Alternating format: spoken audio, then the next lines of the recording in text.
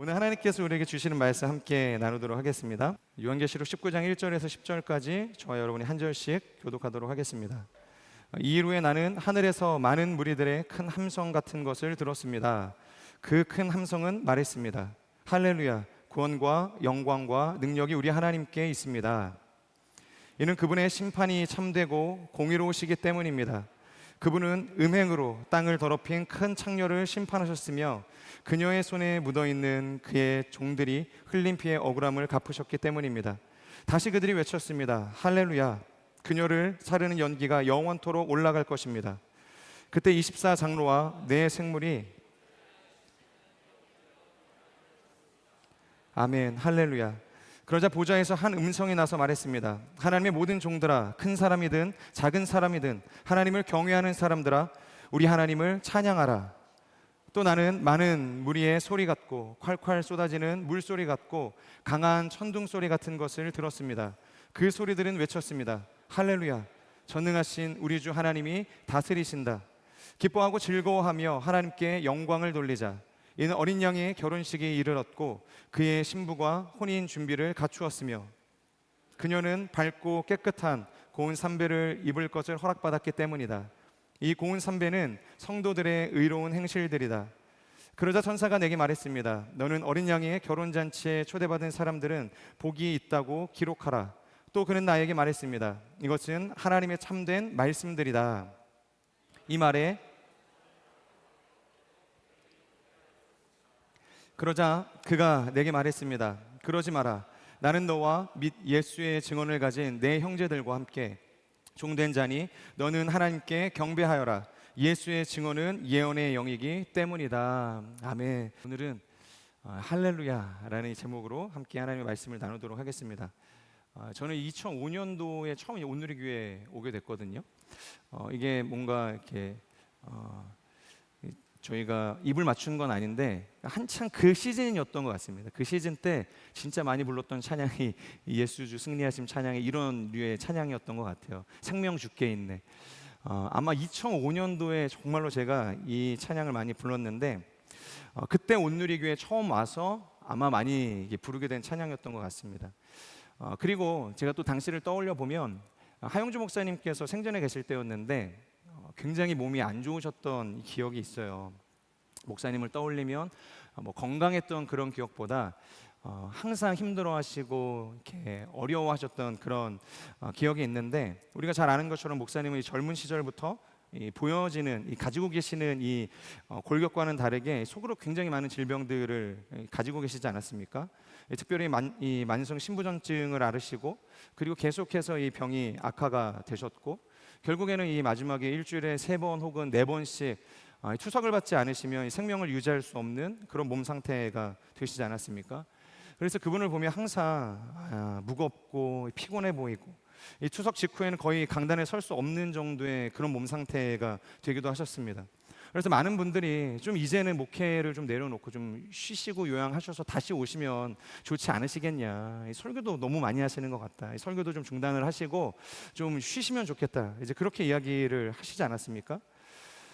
제가 하 목사님을 보면서 정말로 이해가 가지 않았던 것 중에 딱 한 부분이 있는데 그게 뭐냐면 그렇게 힘든 몸을 이끌고 올라오셔서 이제 설교를 항상 하셨잖아요. 근데 설교를 하시면서 말씀을 읽으실 때 항상 이 말씀을 읽을 때마다 안경을 쓰셨다가 이 말씀을 다 읽으시면은 그냥 안경 쓰고 계시면 편한데 안경을 계속 벗으시는 거예요. 그래서 연속해서 만약에 말씀을 인용하는 게 뭐 수차례 반복이 되면은 계속 썼다가 벗으셨다가 보는 사람 입장에서 뭔가 굉장히 왜 저러실까 싶을 정도로 의아할 정도로 이 안경을 이제 쓰셨다 벗었다를 반복을 하셨는데 그때는 제가 몰랐지만 나중에 하 목사님이 설교 강단에서 그런 이야기를 하셔서 알게 됐습니다.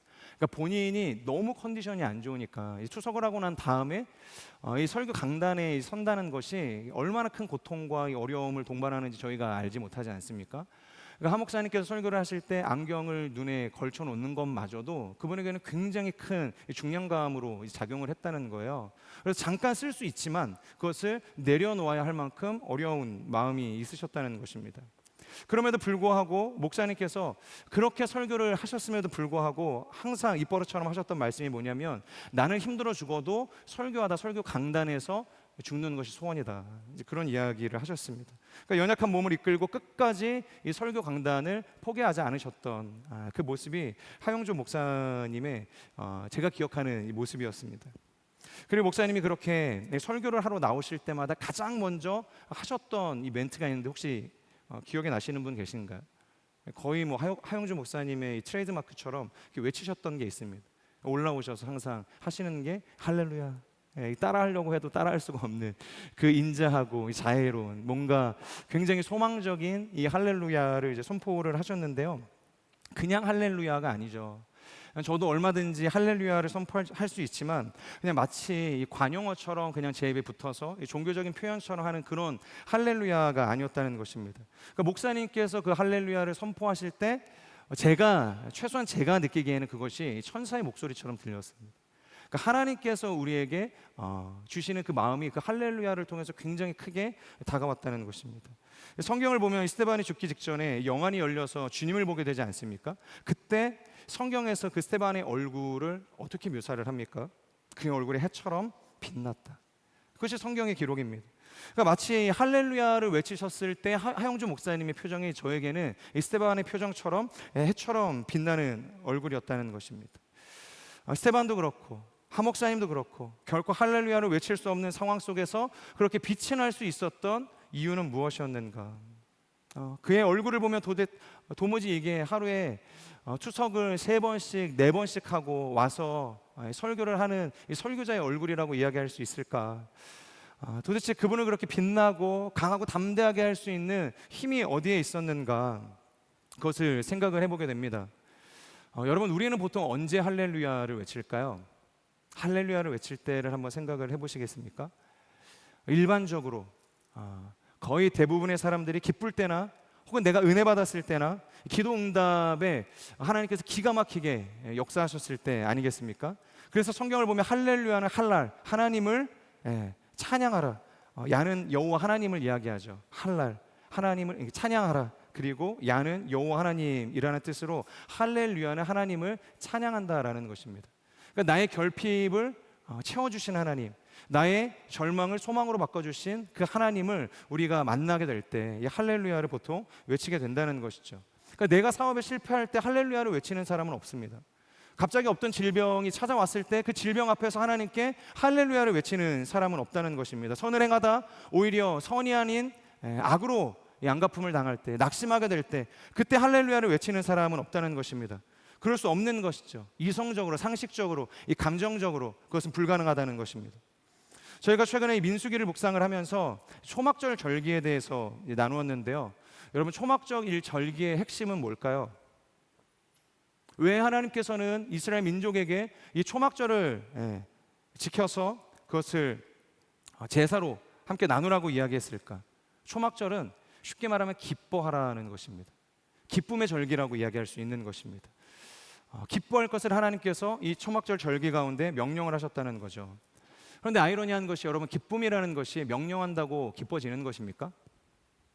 내가 너무 슬픈데 마음으로는 눈물이 나는데 그냥 내 마음을 향해서 기뻐하라, 내 영을 향해서 그렇게 기뻐할지어다 선포한다고 우리의 마음이 눈물에서 갑자기 기쁨으로 바뀌는 것은 아니라는 것입니다. 그런데 하나님께서는 우리에게 그럼에도 불구하고 광야에 40년을 살아가는 아무것도 소유한 것이 없고 가진 것이 없는 이스라엘 민족들을 향해서 이 초막을 짓고 절기로 만들어서 그것을 일주일 내내, 하루도 아니고 일주일 내내 기뻐하라고 명령을 한다는 것입니다. 저희 둘째 딸의 이름이 조이거든요. 어떤 뜻인지 혹시 아시겠어요? 조이. 네. 그냥 영어에서 따온 이름입니다. 조이, 기쁨이라는 뜻이죠. 저희 부부가 이 조이의 이름을 지을 때 굉장히 큰 고민을 했습니다. 도대체 어떻게 이 둘째 딸의 이름을 지으면 좋을까? 왜냐하면 이 첫째 하이의 이름을 지었을 때 정말로 하나님께서 주신 이름이라는 큰 확신이 있었거든요. 그리고 확신이 있다 보니까 그것을 선포할 때마다 하나님의 마음이 느껴졌고, 그리고 굉장히 큰 블레싱과 이 뭔가 예언적인 선포를 이 아이에게 하는 것처럼 느껴졌다는 것입니다. 그래서 조이의 이름을 짓기까지 최소한 그래도 하이 정도의 확신은 주셔야 이름을 지을 수 있다, 이제 그런 생각이 들어서 많이 고민하고 이제 기도를 했습니다. 이제 그러던 중에 이제 새벽에 이제 기도를 하러 갔는데 그날의 본문이 빌립보서 4장 4절의 말씀이었습니다. 우리가 너무 잘 아는 본문이죠. 주 안에서 항상 기뻐하라. 내가 다시 말하니 기뻐하라. 바울도 하나님과 이 모세에게 전염이 되는 것일까? 어떻게 이 기쁨을 선포하고 있는 것일까? 어떻게 교회를 향해서 기뻐하라고 지금 이야기하고 있는 것인가? 저는 이때 이 말씀을 읽고서 확신을 했습니다. 이 둘째 이름은 조이로 지어야겠다. 기쁨이라고 지어야겠다. 그러니까 기쁨이라고 하면 뭔가 좀 약간 촌스러우니까 조이로 지어야겠다. 하에도 뭔가 영어식 이름처럼 보이지 않습니까? 전혀 영어랑은 상관없이 히브리어입니다. 그래서 하이. 그리고 뭔가 약간 이름의 의미를 좀 비슷하게 맞추기 위해서 기쁨보다는 조이로 지어야겠다 해서 진짜 조이로 지었는데, 놀랍게도 아내에게 제가 이 새벽에 이런 확신이 있어서 태명은 조이로 지었으면 좋겠어 라고 이야기했더니 그날 아내도 그 빌립보서 4장 4절을 묵상을 한 거예요. 그래서 본인에게도 이 기쁨이라는, 이 조이라는 확신을 주셔서 우리가 너무 이렇게 의견이 일치해서 그냥 조이가 됐습니다. 그리고 조이가 됐는데 생각을 이제 하게 되는 거예요. 너무 뭔가 좀 세속적인 것 같아요. 기쁨이라고 하는데 왜 기쁨이라고 지셨습니까? 근데 뭐 말씀 중에 하나님이 그런 확신을 주셔서 기쁨이라고 지은 것까지는 좋은데 뭔가 큰 의미가 있었으면 좋겠다는 생각이 드는 거예요. 하이는 히브리어였고 히브리어로 우리가 이름을 지을 때 하이로 지은 이유는, 이 하이는 하나님이 주신 생명이라는 의미가 있거든요. 하나님이 주신 선물이라는 의미가 있습니다. 그러니까 아내가 이 첫 번째 아이를 유산을 하고서 이 생명이라는 것이 하나님께 있구나. 그러니까 우리가 갖고 싶다고 해서 이 생명이라는 것이 유지가 되는 것이 아니구나. 그러니까 선물처럼 하나님이 이 생명을 우리에게 주실 때 결혼한 이 부부가 그 생명을 잉태할 수 있게 되는 것이구나. 그래서 이 하이라는 이름을 지었을 때 확신이 있었습니다. 그치. 하이는 하나님께서 선물처럼 주신 아이지. 하나님이 주신 생명과도 같은 아이지. 그러니까 이와 비슷한 뭔가 영적인 이 미닝이 있으면 좋겠다는 생각이 계속해서 드는 거예요. 그래서 아내랑 뭔가 좀 더 의미가 없을까? 이제 라는 이야기를 하는데, 놀랍게도 이 빌립보서 가운데 바울이 말하는 기쁨의 그 정답이 있었다는 것입니다.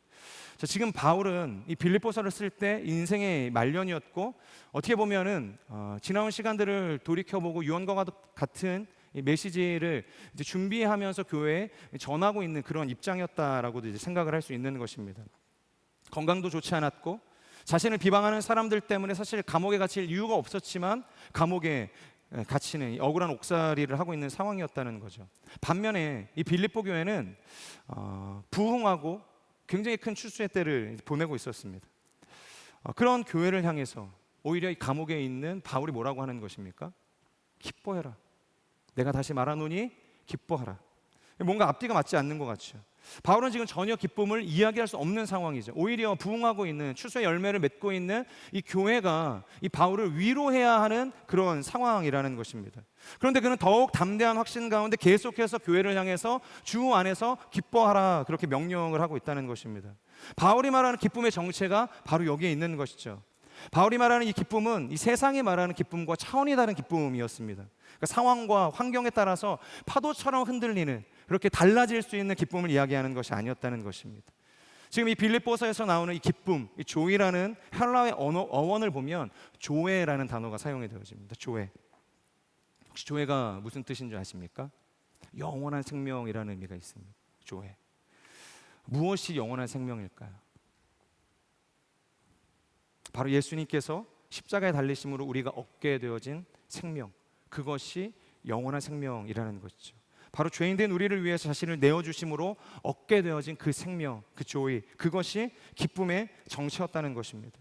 그러니까 바울은 지금 자신은 감옥에 있지만 오히려 감옥 밖에 있는 교회를 향해서도 담대하게 무엇을 선포할 수 있는 거예요? 조회를 소유했기 때문에 기쁨을 선포할 수 있었다는 것입니다. 자신의 꼴을 보면 영적으로는 죄인의 괴수였고 실제로도 감옥에 갇힌 죄수의 신분일 뿐이었지만 자신의 영혼과 골수에는 이미 새겨진 십자가의 흔적이 있었고 그리스도의 흔적이 있는 인생이었다는 것입니다. 바로 자신이 영원한 생명을 얻게 된 하나님 아버지의 자녀였다. 이 기쁨이 있기 때문에 세상 가운데 담대하게 기쁨을 선포할 수 있었다는 것입니다. 하 목사님의 할렐루야가 그렇게 힘있고 강렬할 수 있었던 이유가 어디에 있는가? 육체의 질고를 짊어지고 안경조차 무거워서 그것을 계속해서 쓰고 벗기를 반복할 수밖에 없었던 연약한 인생이었음에도 불구하고 해처럼 빛날 수 있는 그 힘은 어디에 있었는가? 바로 그리스도로 인하여 얻게 된 영원한 생명이 목사님 가운데 있었기 때문이라는 겁니다. 바로 그분의 신부가 되었음에 대한 그 감격이 있었기 때문이라는 거예요. 목사님이 생전에 설교를 보면 오늘 우리가 나누고 있는 요한계시록 19장 6절에서 8절 이 말씀을 다루고 있는 설교의 본문이 있는데요. 그때 뭐라고 이야기하시냐면 이렇게 이야기하십니다. 우리가 이 땅에서 겉으로 아무리 잘 살아도 주님 앞에 설 때는 아무것도 아닙니다. 신부는 흰 세마포를 입고 있어야 합니다. 우리가 그분의 신부가 되었다는 그 은혜만이 우리의 기쁨이 되는 것입니다. 여러분 동의하십니까? 저는 우리 모두에게도 이 하 목사님이 소유하셨던 이 사도 바울이 선포했던 담대하게 외쳤던 그 영원한 기쁨이 있기를 주님의 이름으로 축복합니다. 자, 이와 관련해서 오늘의 본문으로 조금 더 이야기를 나누려고 하는데요. 우리는 지난주에 17장, 18장을 통해서 이 바벨론이 가지고 있는 큰 특징에 대해서 이야기를 나누었습니다. 첫 번째가 음행이었습니다. 바벨론의 특징은 음행을 행한다는 것이었고, 두 번째는 사치를 행하는 것이었습니다. 자, 그럼 여기서 이야기하는 음행은 무엇이었을까요? 바벨론이 행하고 있는 음행, 단순히 성적으로 이 육신을 사고 팔고 하는 이제 그런 행위를 의미하는 것이었을까요? 돈을 주고서 성매매를 하는 것, 이 성매매가 완연한 이 강력한 나라, 그게 큰 도성 바벨론이었을까? 이것은 그들의 소속과 이 정체성에 관련된 것이었습니다. 바로 그들이 가지고 있는 이 삶의 방향성에 대한 문제였다는 것이죠. 그러니까 쉽게 말하면 하나님 없이도 얼마든지 내가 만족할 수 있는 삶이었다는 것이죠. 그렇게 살아갈 수 있다고 여기는 인생이었다는 것이죠. 그것이 하나님 보시기에 음행이었고 우리가 또 다른 언어로 우상숭배다라고 이야기할 수 있다는 것입니다. 여러분은 어떠십니까? 하나님 없이도 충분히 만족하며 살아가고 계십니까? 그저 교회를 다니는 것, 열심히 힘을 내서 우리가 사역에 동참하는 것, 그것은 그냥 나의 만족을 위해서 나의 기쁨을 배가시키는 어떤 옵션 정도에 불과한 것일까요? 프랑스의 철학가 이 파스칼이 그런 이야기를 했습니다. 인간의 영혼에는 하나님의 형상만한 빈 공간이 존재한다. 그런데 그 공간은 오직 하나님으로만 채워질 수 있으며 하나님만이 채우실 수 있다. 그러니까 이 말을 근거로 생각하면 음행이라고 하는 것, 갈증 때문에 마치 바닷물을 먹는 것과도 같은 것이다라는 것입니다. 여러분, 바닷물이 갈증 가운데 우리의 입속으로 들어갈 때 우리의 갈증이 해결이 됩니까? 물은 맞죠. 물은 물이지만 우리의 갈증을 결코 해결할 수 없는 물이라는 것입니다. 먹으면 먹을수록 더 큰 갈증과 이 목마름만 일어나게 될 뿐이라는 것이죠. 그렇다고 한다면 그 바닷물로 인해서 더 큰 갈증과 이 어려움을 겪고 있다면 그 물을 마시는 것을 그치고 이 바벨론을 벗어나야 하는 것이 맞다는 것이죠. 그래서 지난주 본문을 보면은 그 큰 도성 바벨론으로부터 나오라고 하나님께서 회개를 촉구하지 않습니까? 그럼 나오면 된다는 것이죠. 그러면 하나님께서 주시는 영원한 생수를 마시면 되는데 그들이 선택한 차선이 무엇입니까? 바로 두 번째 특징이었던 사치였다는 것입니다. 사치. 자신이 느끼는 갈증의 크기가 커지면 커질수록 더 많은 것으로 그 갈증을 채우려는 사치를 그들이 선택했다는 것입니다. 과거에 어떤 분이 저에게 그런 이야기를 하신 적이 있어요. 정말로 돈에 대한 욕심을 버릴 수 있는 방법이 있는데 그 방법이 뭔지 알아? 굉장히 가까우신 분이 저에게 그런 이야기를 했어요. 카카오톡 프로필에 그것을 대문짝만하게 이렇게 적어 놓으시기도 했습니다. 어떻게 하면 우리가 이 돈에 대한 욕심을 버릴 수 있을까요?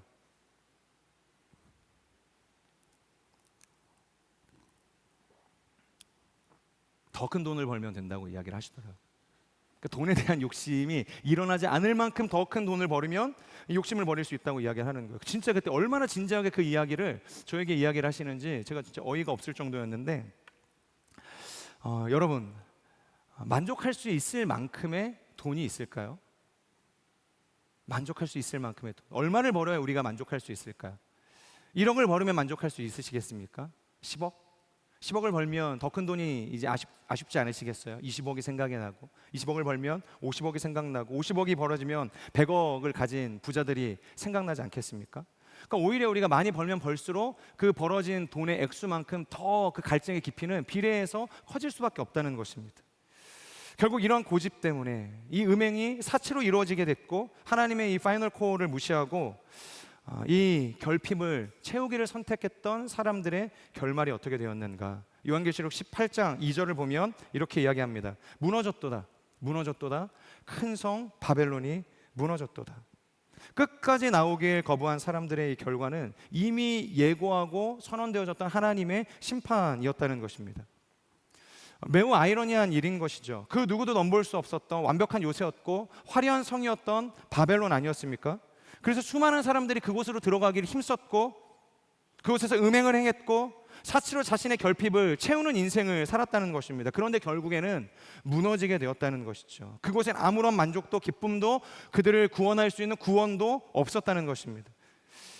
아마 하나님께서 이 바벨론을 무너뜨리지 않으셨어도 그들은 결국에는 그 갈증을 해결하지 못하고 목에 타서 죽지 않았을까, 그런 생각을 하게 됩니다.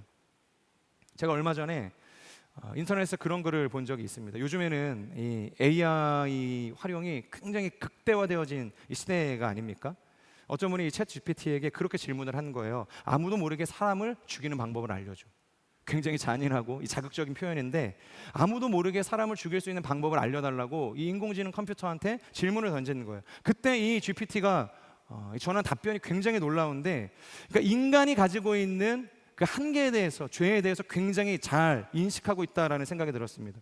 4개의 답변이었는데 뭐였냐면, 첫 번째, 쉼없이 자기 개발을 강요하겠다는 거예요. 쉴 시간에 한 걸음 더 가라. 성공은 잠자는 사이에 도망간다. 그러니까 휴식조차 이 생산성으로 포장하고 쉼을 게으름이라고 세뇌할 거라는 것입니다. 그러니까 피로를 자랑하게 만들 것이고 소진을 성공의 증표로 착각하게 만들 거라는 겁니다. 그렇게 연료 없는 엔진처럼 계속해서 살아가게 만들 거라는 것입니다. 그리고 두 번째는 비교라는 독을 뿌릴 거라는 거죠. 남들은 벌써 성공했다, 너는 아직 멀었어. 비교를 동기부여로 포장하고 이 비교를 자극이라고 느끼게 하고 끊임없이 남의 삶을 들여다보게 할 것이라는 거죠. 비교는 열등감을 만들고 이 열등감은 자신의 자존감을 갉아먹는 것입니다. 인간은 남을 비교하는 순간 끝이다, 그렇게 이야기를 하는 것입니다. 세 번째, 실패를 견디지 못하게 만들 거야. 지금 성공하지 않으면 끝이다. 실패하면 나는 끝이다. 절대로 넘어질 수 없다는 공포를 심고 실패는 되돌릴 수 없는 낙인처럼 느껴지게 할 것이라는 겁니다. 그럼 한 번 실패하면 다시는 일어나지 못하기 때문에 애초에 시도 자체를 안 하는 무기력한 삶을 선택하게 될 것이라는 겁니다. 그리고 마지막 네 번째가 루틴이라는 족쇄를 채울 거라는 건데, 매일 아침 5시에 일어나기, 매일 책을 읽고 운동하고 일하기, 넷플릭스, 술 끊고 친구까지 끊기. 그러니까 지키지 못할 이 루틴을 무리하게 만들어서 규칙을 지키지 못할 경우 그 죄책감 때문에 자기 혐오로 빠지게 만든다는 것입니다. 그러니까 무리한 이 삶의 루틴으로 포장한 감옥 안에 그들을 가두게 된다는 거예요. 그러면 알아서 스스로 박살이 날 거라는 것입니다. 지금까지 제가 이야기한 것이 수많은 사람들을 아무도 모르게 부셔지게 하는 지극히 지독하지만 조용한 살인 방식이다, 사람을 죽어가게 하는 삶의 원리다라고 GPT가 이렇게 이야기를 해주었다는 겁니다. 놀랍지 않습니까? 여러분, 이게 누구의 방식입니까? GPT의 방식입니까? 오늘 우리가 앞서 나누었던 바벨론의 방식이고 그것이 로마의 방식인 것이고 사단이 가장 잘 사용하는 방식이라는 것입니다. 겉으로 볼 때는 화려하고 아름다운 것으로 가득해 보이지만 실상 그 안은 귀신의 소굴이고 죽이는 것으로 가득한 곳이었다는 것이죠. 로마는 역사적으로 우리가 잘 아는 것처럼 로마로 향하는 길을 전 세계에 만들었습니다. 그래서 잘 만들어진 이 길을 통해서 진정한 팍스 로마나 로마의 이 평화를 구축하려고 하지 않았습니까? 그래서 로마가 가지 못할 곳이 없었고 로마에 오지 못할 나라가 없었다, 그들이 그렇게 외쳤습니다. 그래서 길을 내는 이 도로 사업에 목숨을 걸었다 할 정도로 정말로 최선을 다했습니다. 우리가 공사장에 가면 그런 글귀들이 있잖아요. 안전제일, 낙석주의, 안전모를 반드시 착용하세요. 이런 것들은 기본적으로 공사장에 있는 글귀들입니다. 그런데 당시 로마에도 길을 낼 때 굉장히 중요하게 여겼던 슬로건을 내걸고 그들이 길을 냈는데 바로 오르도 토메오라는 단어였습니다. 오르도 토메오. 이것은 헬라어로 반듯하고 정확하게 자르다라는 의미를 가지고 있습니다. 한 치의 오차도 없이 나누다. 그러니까 그들이 길을 낼 때 한 치의 오차도 없이 정확하고 반듯하게 그 길을 내는 것이 가장 중요했다라는 것입니다. 이것이 바로 그들이 길을 낼 때 목숨을 걸고 지켰던 유일한 원칙이었다라는 것입니다. 자, 그런데 뭐예요? 그렇게 길을 내서 모든 길을 로마로 향하게 했고 바벨론으로 향하게 만들었는데 어떻게 됩니까? 무너졌도다. 무너졌도다. 큰 성 바벨론이 무너졌도다. 그러니까 17장과 18장을 보면은 이런 애곡의 노래가 무려 3번이나 연속해서 반복되어지고 있다는 것입니다. 소위 헛짓거리 했다는 겁니다. 왜 그렇게 살았는지는 모르겠지만 그런 그들의 노력과 이 열심이라는 것이 헛일이었다라는 것입니다. 길을 잘못 내고 있었다는 것입니다. 그러니까 심판으로 향하는 길을 그렇게 그들이 열심을 내고 하고 있었다는 것입니다. 진정한 만족을 원했다면 여러분, 큰 성 바벨론을 향한 길이 아니라 거룩한 성 예루살렘으로 향하는 길을 냈어야 했던 것입니다.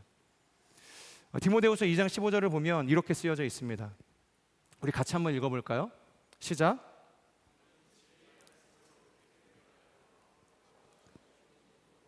인정된 자로 자신을 하나님 앞에 드리기를 힘쓰라. 진리의 말씀을 옳게 분별하라, 그렇게 이야기를 하는데, 여기서 옳게 분별한다라는 단어가 오르도 토메오라는 단어랍니다. 그러니까 우리가 종말의 심판, 그 하나님의 그 진노의 잔을 우리가 마시지 않을 수 있는 유일한 길이 뭐냐면 바로 진리를 향해서 옳은 길을 낼 때 그것이 가능하다는 것입니다. 진리를 향해서 우리가 반듯하고 온전한 길을 낼 때 우리가 살 수 있다는 것이죠. 여러분의 인생은 어떤 길을 내고 계십니까? 저는 이 땅에 무너질 성이 아닌 사람의 손으로 짓지 아니한 성, 무너지지 않을 그 거룩한 성을 향해 오르도 토메오, 옳게 분별된 길을 내는 여러분들의 삶이 되길 주님의 이름으로 축복합니다. 자, 오늘의 본문을 보면 바벨론의 길이 아닌, 로마의 길이 아닌 하늘로 길을 낸 사람들이 소개가 되어지고 있죠. 바벨론의 성을 향한 삶이 아니라 그곳을 빠져나오기를 선택했던, 회개에 참여했던 사람들의 노래가 나온다는 것이죠. 이것은 17장과 18장 이 애곡의 노래와는 정반대로 기쁨의 찬양인 할렐루야가 4번이나 반복되어져서 나온다는 것이죠. 1절과 2절을 한번 보면 그렇게 쓰여져 있습니다. 할렐루야, 구원과 영광과 능력이 누구에게 있습니까? 하나님께 있습니다.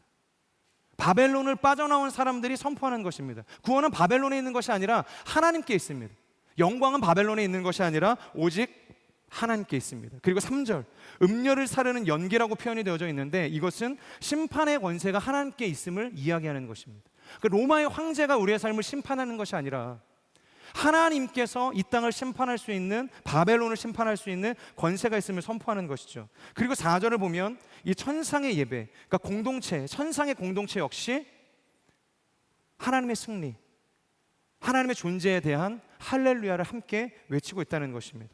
그리고 마지막 6절의 할렐루야, 우리 하나님 곧 전능하신 이가 통치하신다, 이 땅을 다스리신다. 그러니까 하나님의 주권을 선포하는 찬양이 이어지고 있다는 것입니다. 여러분, 이 1절부터 6절까지 연이어서 4번 이어지고 있는 이 할렐루야를 통해서 우리가 알 수 있는 것이 무엇입니까? 구원받은 백성이 되었고 하나님께서 모든 대적을 불사르는 그 최후의 심판이 이루어졌음을 이야기하는 것입니다. 그리고 하나님을 찬양하는 것이죠. 드디어 길고 길었던, 오래 걸렸던, 과연 그날이 올까 생각했던 그 험난했던 신앙의 레이스에 종지부가 찍혀지는 그 순간이 왔다는 것입니다. 굉장히 기뻐해야 할 날인 것이죠. 드디어 우리가 이 고통에서 벗어나게 되었다. 고통에서 벗어나는 것도 굉장히 큰 기쁨이지만 오늘의 본문을 통해서 정말로 우리가 가져야 할 그 기쁨의 정체는 거기에 있지 않다는 것입니다. 이 말이 무슨 말이냐면 이 데살로니가전서 4장을 보면요, 그러니까 교회 성도들에게 굉장히 큰 어려움이 찾아오거든요. 데살로니가 교회에 찾아온 어려움이 뭐냐면, 그러니까 주님은 곧 온다고 하셨는데 왜 주님 오지 않으시지?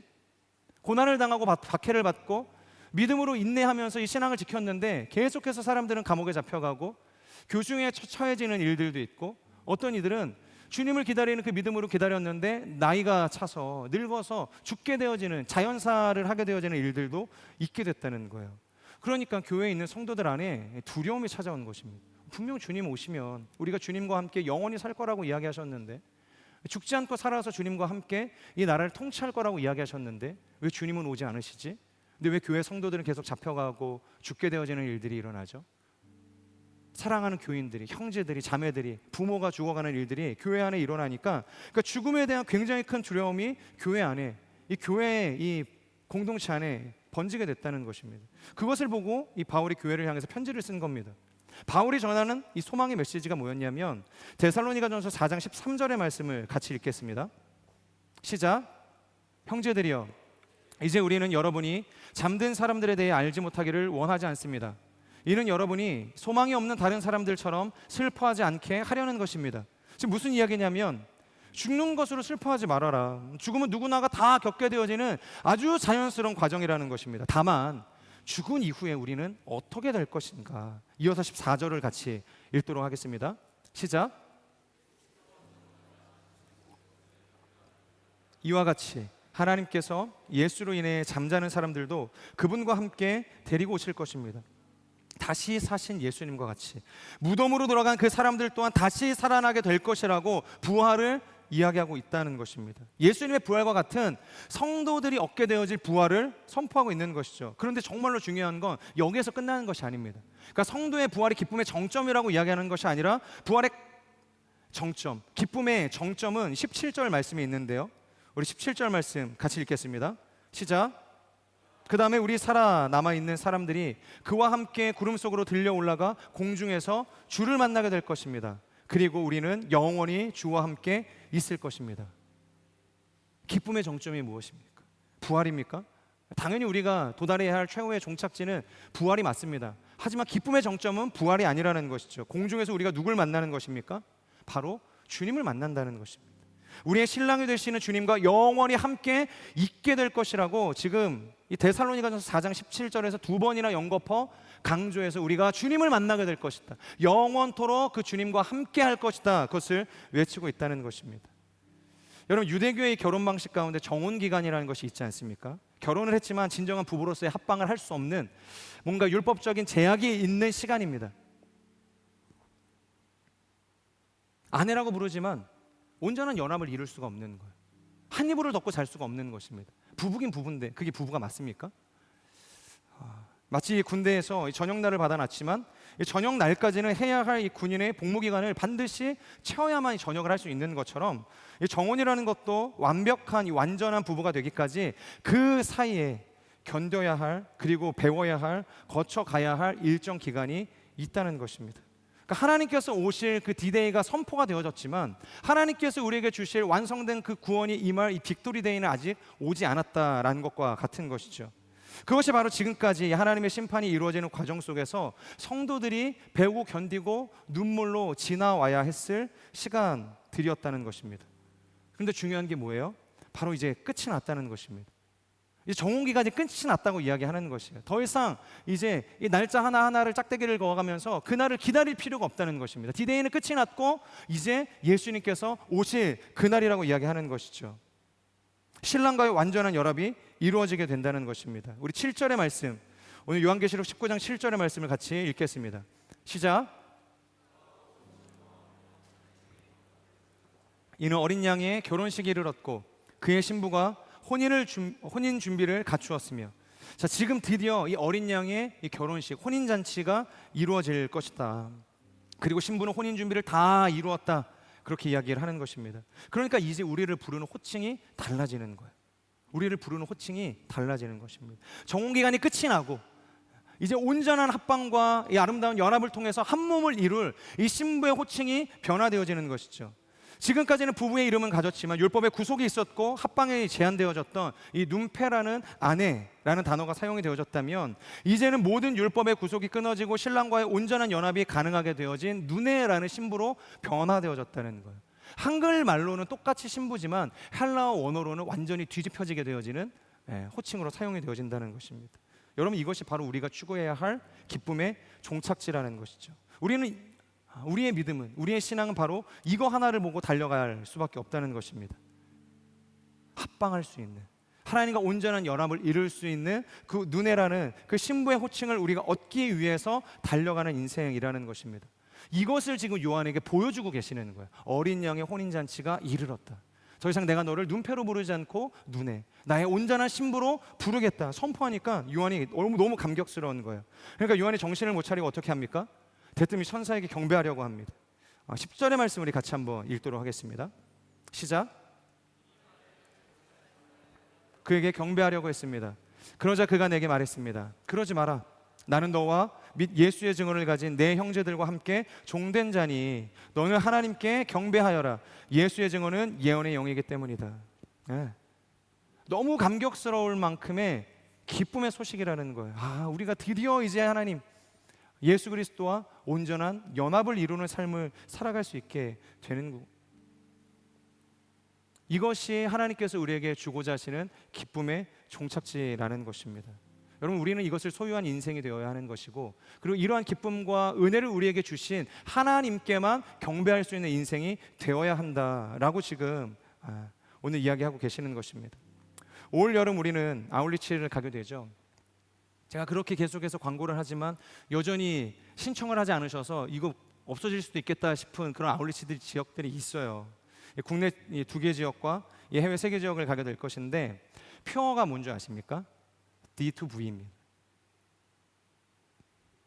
영어 D to V, D-Day to Victory Day입니다. 오늘 우리가 나누었던 이 설교의 내용과 같은 것이죠. 하나님의 D-Day가 선포되었고, 하나님의 그 빅토리 데이가 오기 전까지 우리는 인내하고 때로는 눈물 흘리고 고통당하는 그 시간들을 우리가 감수할 수밖에 없지만, 그날은 반드시 온다는 것을 우리가 가지고서 선포하는 그런 아울리치가 될 것이라는 것입니다. 저는 오늘 우리가 이 말씀을 다 들었다고 한다면, 그리고 여러분들의 이 마음 가운데 울림이 있고 아멘이라는 고백이 일어났다고 한다면, 이따가 광고하겠지만 아울리치에 신청하실 수 있으면 좋겠다라는 생각이 듭니다.